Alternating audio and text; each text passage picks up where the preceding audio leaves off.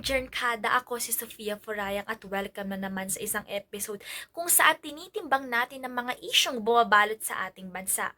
Kamakailan lamang naging sentro ng kontrobersya si Pangulong Ferdinand Marcos Jr. matapos siyang akusahan ni Zaldico ng umano'y panggigipit at pagkakasangkot sa maanumalyang project ng flood control. Ayon kay Ko, nakakuha ito ng bilyong-bilyong kickbacks mula sa proyekto ng flood control. Pero agad itong pinabulaanan ni PBBM sa kanyang pahayag noong Nobyembre 26.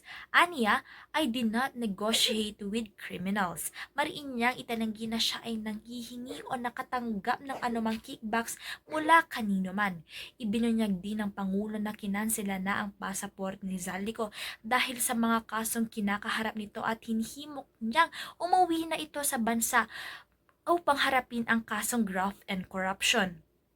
Habang patuloy na umaalingaw ang mga magkabilang panig, mariin na pinaglalaban ng mga Pilipino kung sino nga ba ang dapat paniwalaan. Nasa gitna ba tayo ng politikang banggaan o may mas malalim na kwento sa likod ng mga salitang ibinabato? Sa puntong ito, ang malinaw lamang ay parehong mabigat na akusasyon at depensa. At tulad ng inaasahan sa isang demokrasya, ang paghahanap ng katotohanan ay hindi natatapos sa mga pahayag.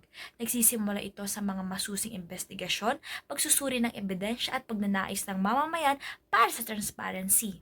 At huli, sino nga ba ang nagsasabi ng totoo? Muli, ako si Sofia Farayang, nagbabalita para sa Chern Kada at ito ang On Point. Maraming salamat at magandang gabi sa lahat.